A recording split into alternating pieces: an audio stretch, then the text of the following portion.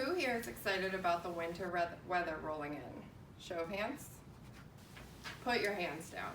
We all know we'd rather be on a beach soaking in the sun. Speaking of the weather, last spring I walked into the office and there was a group of ladies talking about how spring weather is finally starting to break. It's getting warmer, it's nicer.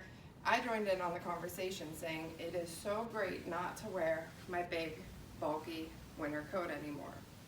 And from the back of the office, you hear Susan back there. And Susan's going, hey, don't get used to it. It's supposed to rain by Wednesday. So the naysayers, we all know them. Naysayers will do everything they can to turn a conversation negative. Don't let them. A naysayer is a person who habitually expresses negative or pessimistic views. A person ready to argue and bring others down. Having a conversation with a naysayer can be like having an argument rather than a conversation. They're like the potholes in the road, always in your way. They slow you down and they infuriate you. Unfortunately, I have a lot of experience with them. My dad is the biggest naysayer I know. A few months ago, I took my dad with me to get a car. We had a blast. We were shopping, we were test driving. It was great. So a few weeks later, I get the bill. And the bill says I owe $388. So $388, I'm talking to my dad about it. No, you're wrong, Deanna. You're wrong. It should be $430. He's so infuriating. Naysayers will do everything they can to turn a conversation negative. Don't let them. Between some research and my experience, I have learned to deal with naysayers like my dad. And I'm going to share these tips with you. You will find the frustrating situations can easily be managed and conversations can be lighter and happier. Tip 1 comes from Nancy Friedman. Nancy is also known as a telephone doctor. She's a telephone and customer service trainer. In her series, How to Be a Terrible Team Member, Nancy talks about the negative people in the office, the naysayers.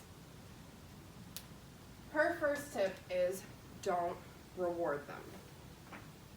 Don't contribute to conversations. And this means don't go along with it. If somebody's complaining, don't just simply agree to get the conversation over. Also, do not debate with them. Debating with them can create a hostile environment and can often escalate into something you don't want to be a part of.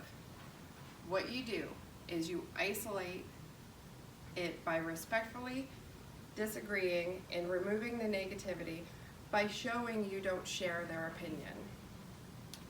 For example, if your office is currently on the 4th floor and you're moving up to the 13th floor and Tom in the office is really upset. He's upset he needs to ride in the elevator longer. If there's a fire, we're going to be the last ones done. He's standing there complaining and complaining. So instead of joining in and complaining with him, I say, sorry, Tom. I'm sorry you feel that way. I understand. But I think it's going to be great. I think the views up there are going to be amazing. Tip number 2 comes from the New Nation article in September of 2008. It's stay happy around negative people. They say to actively choose to disengage. Don't acknowledge them or ignore them. So if you're in a conversation, just kind of, with their comments coming in, you just kind of go the other way. Keep it light, keep it happy, the way that you wanted the conversation to go. Tip number 3 is to focus on the positive people in the mix. This kind of works with tip number 2, where if you're in a group of 5 people, you have the one naysayer back here that keeps giving you the comments You know, he's unhappy about everything that's going on, or she just isn't willing to work with the changes.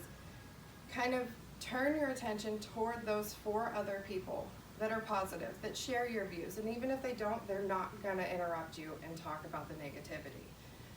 You can turn a shoulder and kind of show that naysayer that you're not even including them. You're not talking to them, so they don't feel the need to interject again. Tip number 4 is to call them out. Now, this doesn't always work. It's probably best to use this tip when you have like a pre-established relationship with that person and they know that they're a naysayer. I do this to my dad all the time. I'll be telling him a story and he comes in with his negative remarks. And instead of joining in, I say, okay, Dad, we talked about your negativity. Can we get back to my happy little story? Aggravates him.